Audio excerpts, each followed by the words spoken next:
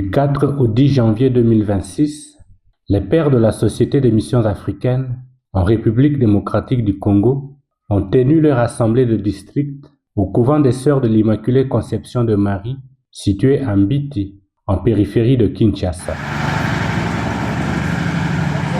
Placée sous les signes de l'espoir et du rayonnement de la mission SMA en RD Congo, l'assemblée, animée par le père Seferino, supérieur provincial d'Italie, a réuni 24 participants, dont le père James Chimbala, conseiller général, et un membre de l'amicale SMA en RD Congo.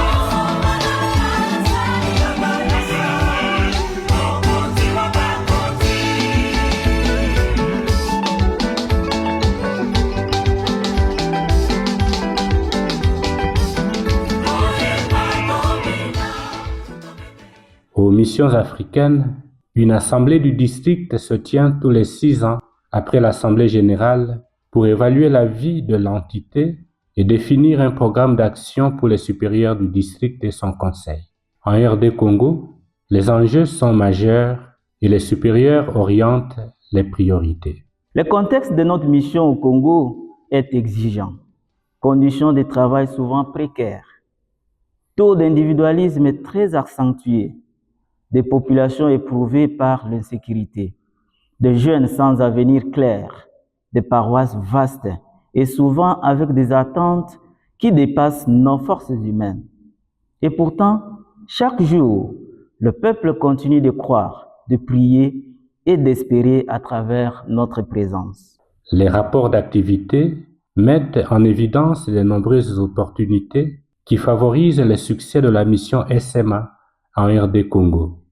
L'engagement dans les paroisses s'avère crucial, comme à Saint-Timothée, où prêtres et fidèles laïcs s'attaquent aux défis posés par l'étendue du territoire et la surpopulation. La paroisse Saint-Timothée, c'est une paroisse qui existe depuis longtemps, depuis 40 ans. Le grand défi que nous avons dans la paroisse Saint-Timothée, c'est l'étendue de la paroisse. La paroisse est tellement vaste que couvrir toute la paroisse avec 2 prêtres, ce n'est pas vraiment facile. Et avec l'aide de Dieu, nous avançons petit à petit. Je dirais que la paroisse monte. Il y a l'ascenseur dans les activités de la paroisse, dans le changement de mentalité, dans la manière d'organiser les choses. Il y a l'ascenseur. Et en ça, je dois aussi dire merci aux chrétiens que nous évangélisons, qui ont accepté de collaborer. Et oui, je dis aussi merci au père qui travaille avec moi, le père Apollinaire Kakanda, qui est vicaire à la paroisse et recteur au collège Monseigneur Bréziac.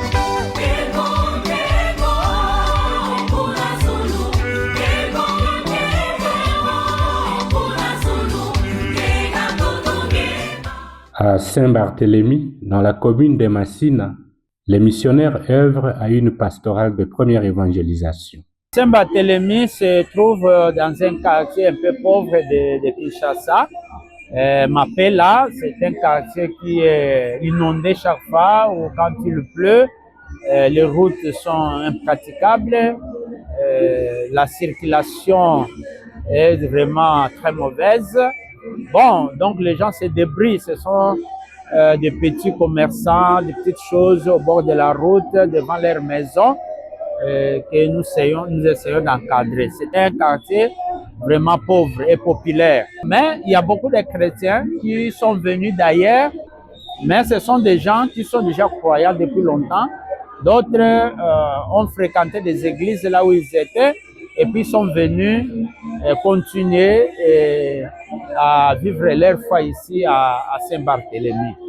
Par contre aussi, il y a ceux qui ne sont pas encore évangélisés, malgré qu'il y a beaucoup d'églises, à part l'église catholique et les églises protestantes, nous avons aussi des sectes qui sont ici dans chaque avenue, on peut les retrouver. Donc, c'est un quartier aussi qu'on peut dire de première évangélisation parce que notre mission en tant qu'ESMA, d'aller vers les plus abandonnés, vers la première évangélisation, on les retrouve aussi ici à Saint-Barthélemy, bien que nous soyons en ville. À Saint-Thomas d'Aquin, à Mampou, sur les plateaux de Bateke, malgré l'insécurité liée au phénomène Mobondo, les pères soutiennent l'espérance des chrétiens pour la paix. Depuis plus de 3 ans, nous sommes en train de vivre un moment d'insécurité dû au phénomène Mobondo. C'est une milice qui est apparue il y a quelques ans. Alors, la population est vraiment en déplacement. La présence de la Société des missions africaines à Mampou est un grand soutien pour la population en général et pour la petite communauté de Mampou. La vie n'est pas toutefois facile à Mampou parce que vous pouvez dormir et vous réveiller. Il y a des balles à gauche, à droite et la population va dans la nature et fuit. Et voilà, donc nous essayons quand même de vivre. Nous sommes toujours présents. La Société des missions africaines présente dans ces milieux n'est jamais partie depuis le début de ces atrocités. La paroisse est toute nouvelle, elle a à peine 5 ans d'existence parce qu'elle a été créée en 2020 par le décret du cardinal Ambongo. À Kimbala, près de Kimwenza, mais surtout à Lucio, proche d'Ndjili Brasserie, les pères accompagnent la création de nouvelles paroisses. C'est une pastorale paroissiale.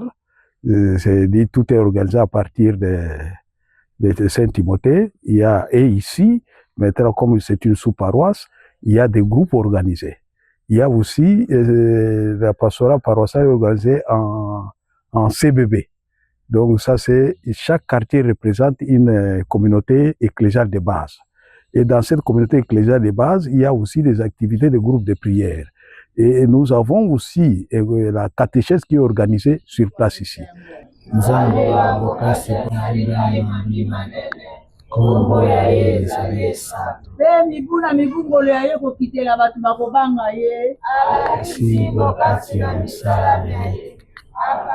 La formation des jeunes au sein des mouvements d'action catholique et des établissements scolaires demeure une priorité essentielle. Le collège Saint-Barthélemy ainsi que le collège internat Monseigneur Bréziac doivent être valorisés en tant qu'outils éducatifs, bien qu'ils rencontrent certains défis, notamment au collège Bréziac. On fait face aux difficultés actuelles du pays, la crise économique qui touche toutes les couches. Maintenant, il y a les effectifs qui diminuent un peu, donc liés par rapport à cette crise-là.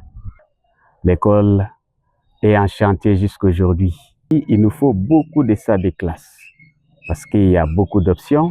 Non seulement les salles de classe, il nous faut une bibliothèque. Et aussi comme défi majeur, il y a pénurie d'eau, il n'y a pas d'électricité.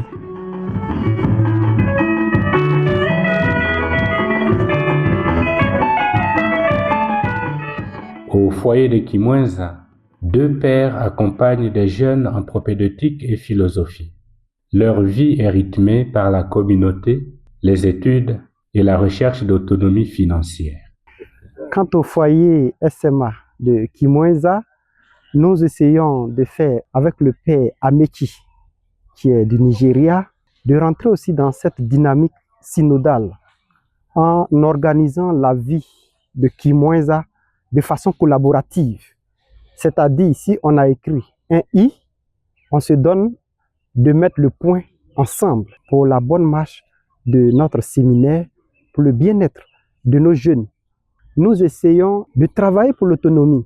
Donc nous sommes au jardin avec eux, nous sommes au poulailler, nous sommes à la porcherie pour leur montrer que la vie de prêtre, ce n'est pas une vie de main croisée.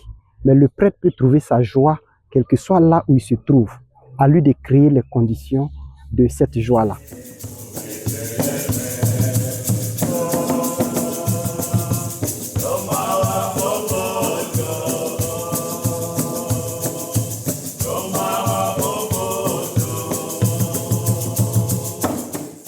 Lors de l'Assemblée, plusieurs thématiques ont été examinées afin d'assurer la stabilité de la mission. Parmi celles-ci figurent notamment le bien-être des membres, l'animation missionnaire et vocationnelle, la formation ainsi que l'autonomie financière du district. Il faut que les districts travaillent dur pour créer des structures qui vont générer l'argent, pour que les districts prennent déjà peut-être les 50% de ces dépenses ici de manière locale avant que nous puissions regarder les aides des autres et ce que nous recevons des Roms et d'autres entités. Et par rapport au bien-être des membres, le généralat est très conscient que c'est venu comme l'un des sujets primordiaux de l'Assemblée générale 2025. Et nous sommes comme conseil conscients de cette primauté-là. Donc, parmi les choses que nous sommes en train d'insister beaucoup, d'abord, c'est la formation continue de nos membres, de sorte que voilà, ils peuvent participer à la prise en charge d'eux-mêmes. L'assemblée, marquée par la prière, les repas et les travaux en commun, s'est tenue dans une atmosphère conviviale et fraternelle. J'ai senti vraiment l'esprit de travailler pour pouvoir relever beaucoup de défis. Et c'est ma première fois aussi, si je pouvais dire, comme prêtre d'assister à l'assemblée comme ça. Donc, c'est ma première expérience, si je pouvais le dire. Et j'ai l'espoir qu'on aura beaucoup de choses. Notre grand espoir est que nous puissions nous tenir main dans la main et puis voir les districts du Congo aller de l'avant. Mes impressions sont bonnes. L'avenir, il y a l'espoir. C'est le souhait de tout un chacun. Ben, je pense que cette assemblée, ça a été vraiment un moment de grâce. A été vécu avec un climat fraternel, d'échange, de discernement, qui a permis au groupe, au district du Congo, d'aborder les sujets avec beaucoup de sérénité et aussi beaucoup de profondeur. C'est vraiment la première belle assemblée vraiment structurée, aussi loin que je puisse me souvenir, dans notre pays. Et donc, déjà par sa structure, ça montre que nous pourrons avoir beaucoup d'espoir. Nous devons avoir beaucoup d'espoir, surtout dans le domaine qui est le plus difficile, qui a toujours été le plus difficile pour la SMA au Congo, l'assise infrastructurelle, économique et financière. Bon, on n'a rien, mais sur les papiers, sur le dynamisme qu'il y a, il y a beaucoup d'espoir